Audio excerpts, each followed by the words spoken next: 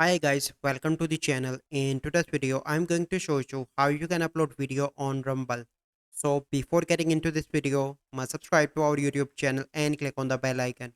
So the first step you simply need to do is to search on Google Rumble, hit enter and open the first website. So once you open, you simply need to log in into your account and click on this icon. Here you can see upload or stream live. Click on that, click on upload video. So now you can see this page. You simply need to click here.